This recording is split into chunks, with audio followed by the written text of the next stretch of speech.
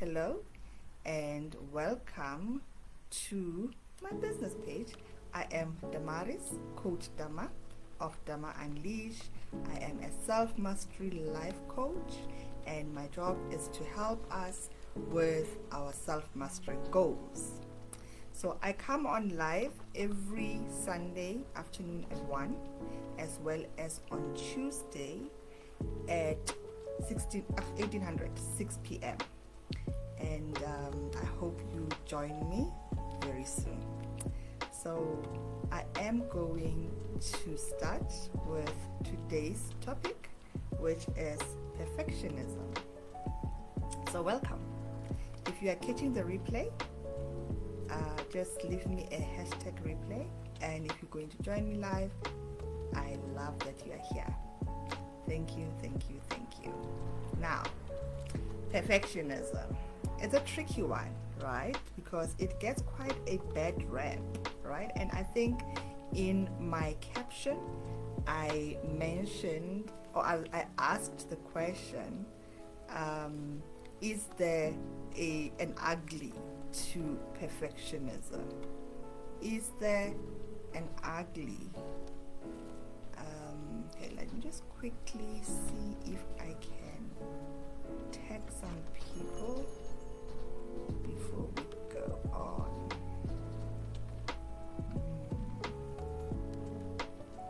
Right. Awesome. Now, according to the dictionary on internet, they say a perfectionist is a person who refuses to accept any standard short of perfection. So we've gotten the definition out of the way. This is according to the Oxford Languages Dictionary. Now, we all know that with perfectionism comes a whole lot of beautiful things and some not so beautiful things.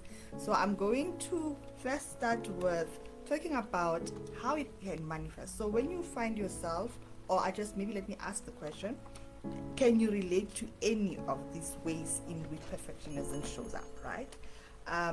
Maybe you have set unrealistic expectations, like standards. I'm looking at my notes. And I'll say unrealistic because unrealistic or realistic is quite a personal decision. It's subjective, right? Do you sometimes find yourself struggling with the all or nothing mentality? It's like, okay, it's all or nothing. There's nothing in between. That black and white type of thinking. Procrastination is my favorite topic. Fear of making mistakes, which links very much to procrastination as well when you dig deeper. Excessive attention to detail. I sometimes struggle with that, right? It's part of being when you are struggling with perfectionism. Perfection paralysis. I think this one we can think of it along the lines of where you get stuck in the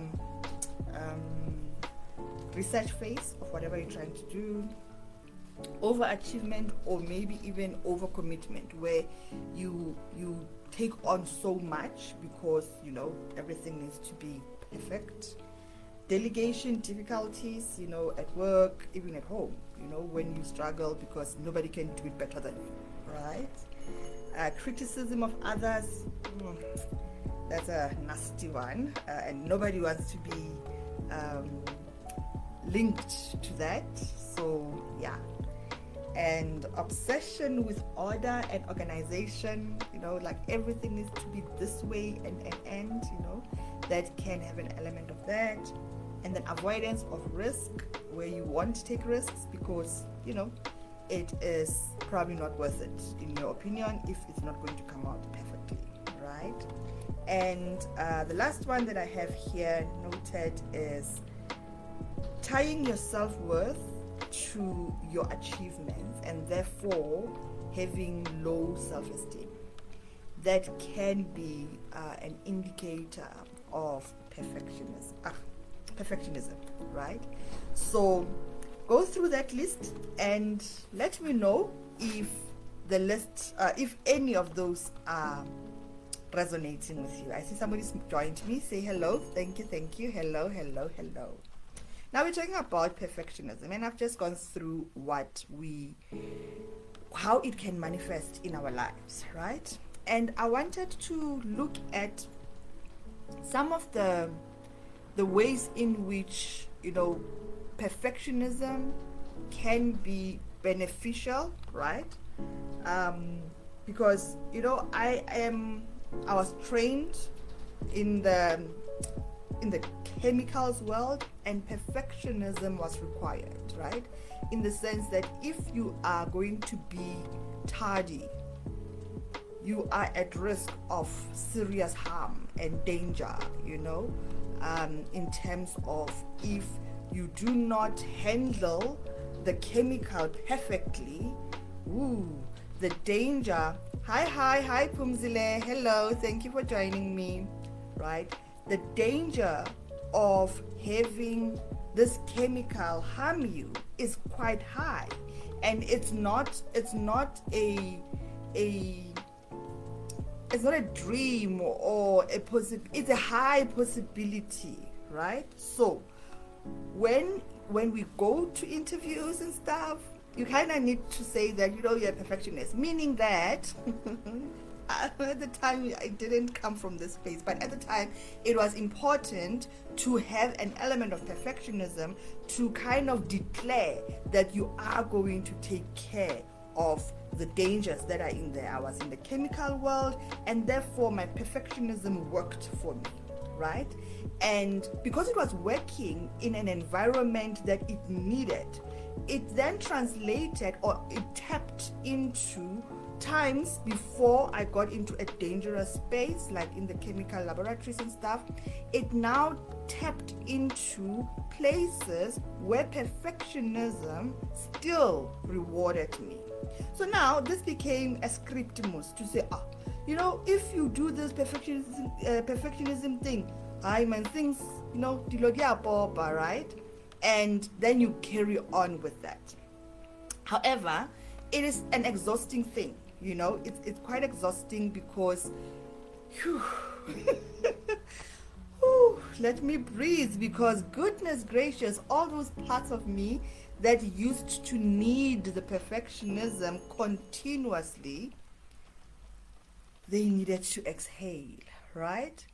It can be quite exhausting because you are on hyper alert all the time, and being on hyper alert is not our natural state of being.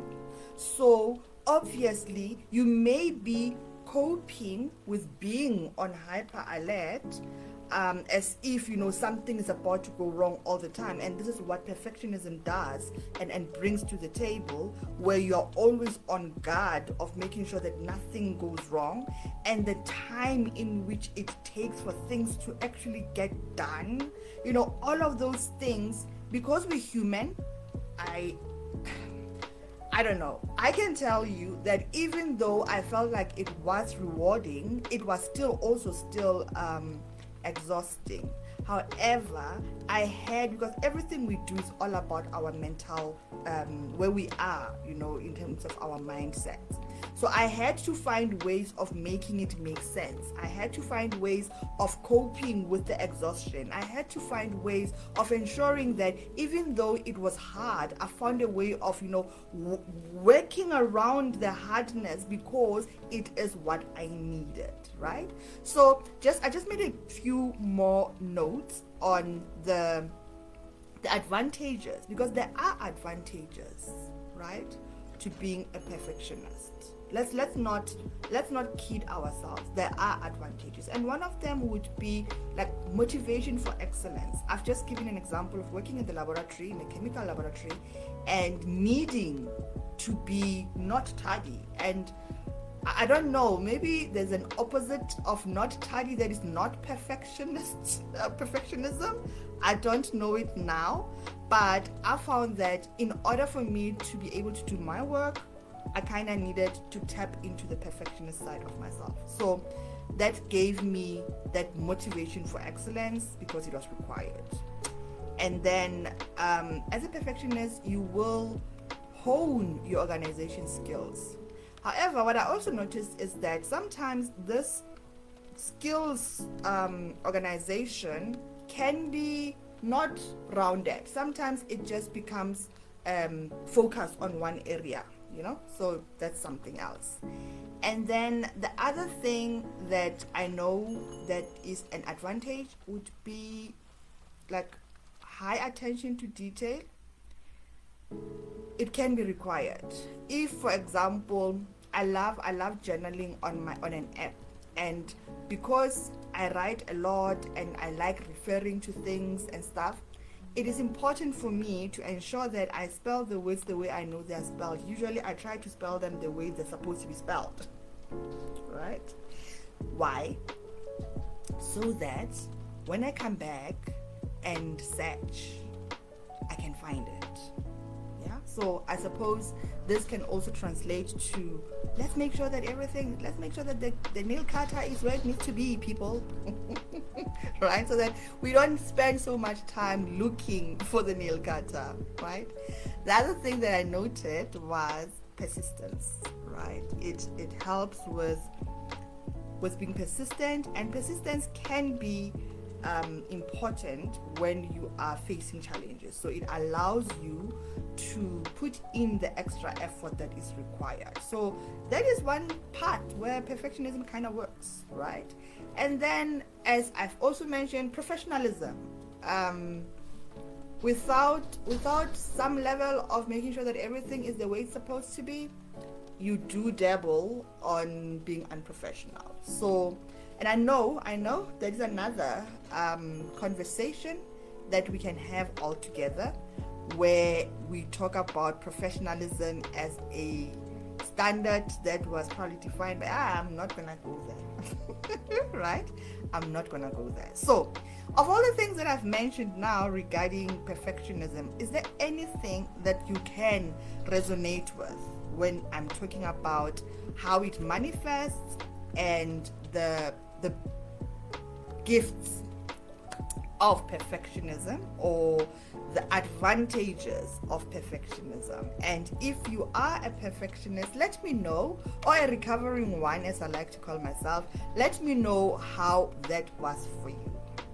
And if there are questions or comments, please feel free to drop them in the comment section and I will come back to them.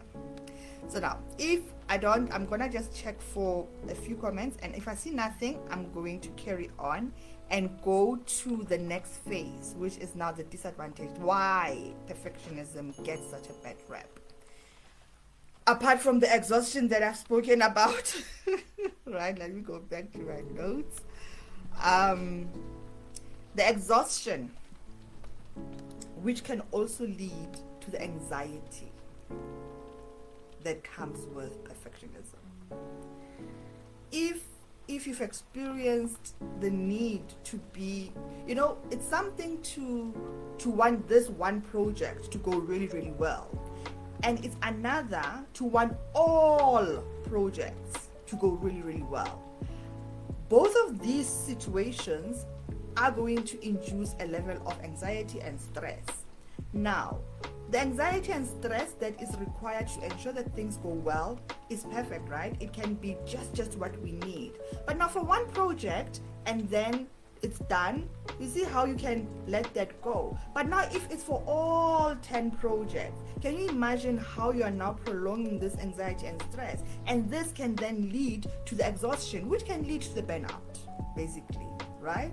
So we need to just be careful of that. And then the next part would be the procrastination that comes with perfectionism. In my procrastination course, I speak to the perfectionism as a means to try and get things done correctly. However, it is a contributor to procrastination. So we create that link between the two because they are very, very closely linked, right? And I spoke of, when I was talking about how it manifests, Another issue can be perfection paralysis. I spoke of that time when you are stuck in the analysis of things, like you're not just paralyzed by the research. The research is never enough. That is another thing that we find with perfectionism that also contributes to procrastination. Thinking of one last thing, maybe interpersonal issues, right? You may have issues with connecting to people because nobody can do it better than you, or faster than you, or just right, or sometimes it could be linked to that fear of mistakes, because if, say for example, you are a leader in a team at work or wherever, and something goes wrong and it's riding on you, so you're like, you know what, guys, let me do it myself, going back to that whole delegation issue again. And then the last thing that I noted was time consumption. Time consumption, right? It takes a lot of time to actually go through everything, right? And remember, while we need to proofread what we've done, and maybe not once, maybe twice, but hey, but 10 times it kind of gets like it borders on some other topics that we now need to probably schedule for another live, right? Because now you check and you check and you check and you check and you check. That's time, right? And in that time, you're not even aware that you are doing it. It's who you are. Now I'm a thorough person. I have to make sure that everything is done correctly. Let me check. And trust me, I'm not saying that don't check your work, right? And as we've mentioned, that professionalism is a reward of perfectionism. I'm not saying don't check your work. However, allow the work to be complete. Because now, when you keep on checking and checking, it now borders, again, as I've said, on this procrastination issue, because you just cannot get done, right? So those are the things that I think I wanted to just highlight. And if this resonates, please let me know and share with me how you have overcome some of these things. I'm just going to go through the comments and see if anybody has said anything. Hi, Pumzile says yes, so I suppose you resonate with what I said. With everything, perfectionism is not all bad. All right. I guess, again, like with everything, one needs to find personal markers in balancing the need for perfectionism versus distraction. I'm not sure I get your message properly, but I think what you are saying is that we need to find a way of balancing perfectionism against distracting ourselves in terms of now not getting things done. Because another thing that we do, if we focus on perfectionism, is we are at risk, actually, maybe not something we do, we are at risk of having nothing done. So you spend so much time, and because you do not have a place, I like that, personal markers. So because you don't have a marker of allowing the work to be done, then maybe you don't even submit, because you never could get to that place where it was perfect enough. So I think I get what you're saying. Thank you so much for sharing that with me, Pumzile. Yes, I agree 100% that we need to find a balance for ourselves, because I can't say to a person who is struggling with perfectionism, I drop everything. Oh no, oh God. Well, don't say that to me, right? Because when you say drop everything, that by itself can feel like death to them. Yes, there are parts that need to be cleared out and completely replaced by other ways of doing things. However, you need to find a way of ensuring that you wean yourself off of this perfectionism. And the one way of doing that is to figuring out where is it coming from. right? Why is this so important for it to be perfect? And you will notice also, like I said earlier, it's not on everything. Most of the time it's not on everything. Sometimes it can be on 90% of the things, which feels like everything, and I think I would call that everything, right? But it's not usually on everything. So you just need to tune in on when you find yourself struggling with